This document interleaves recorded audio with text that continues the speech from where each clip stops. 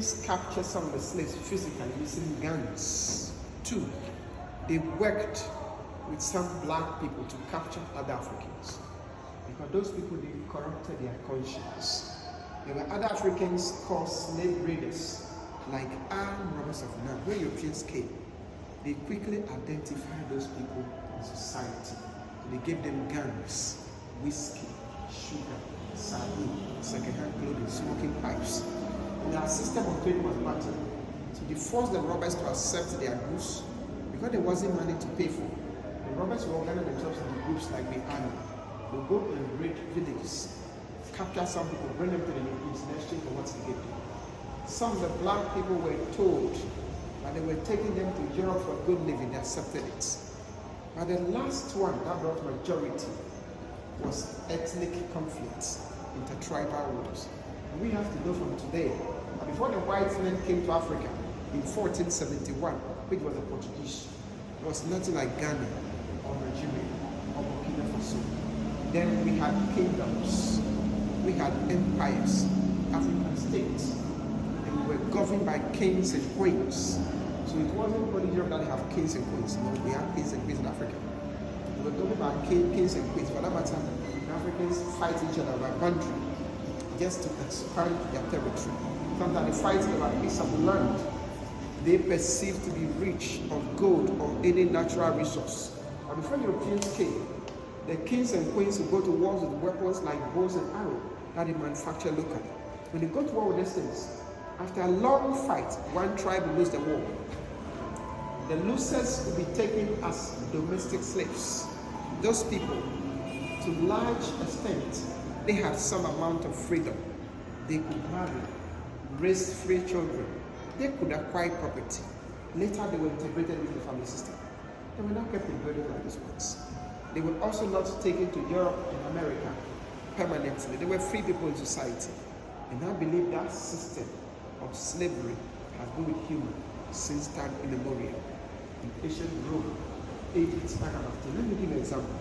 In Ghana, I know for sure that not long ago, if you own somebody, he hasn't got that amount of money to pay, you can allow your son, your daughter, sometimes your wife, to go and work or serve the one you are owing for a number of years just to pay the debt. Do you remember that system? Yes. Thank you. To the period of which you work, you be called a slave. It can be 5 years, 20 or 50 years. If you are working like that, but they don't keep you in a dungeon.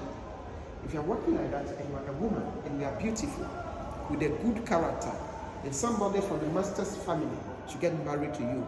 Automatically, you free yourself from the slave to the part of the family. There is no way I can enslave my wife. I don't think any normal person can do that on this earth. Even there was a system whereby you are working as a slave, you are a guy and you're hardworking and loyal to your master.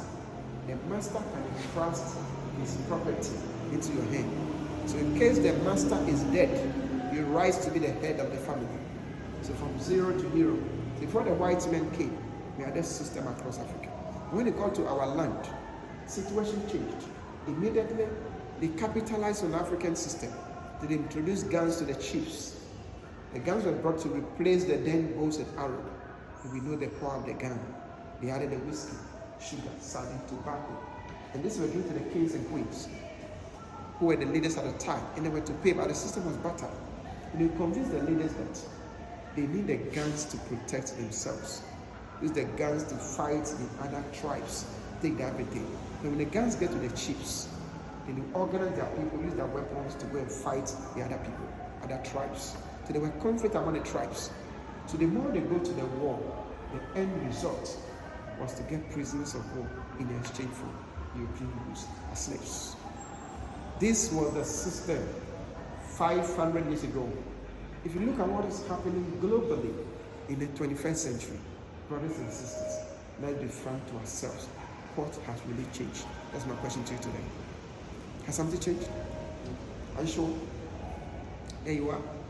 So when they say Africans sold their own people, without telling us, they brought the weapon to the chiefs and fight among themselves, and I get crazy in this castle. You look at what is happening today globally. Tell me, where are the weapons coming from? That is my question to you. Who is making the weapons? Who is making the weapons? Is it me? Is it black people? So what has changed? Nothing. Thank you. The people came from all over West Africa, some from Ghana's southern part, some from the northern part.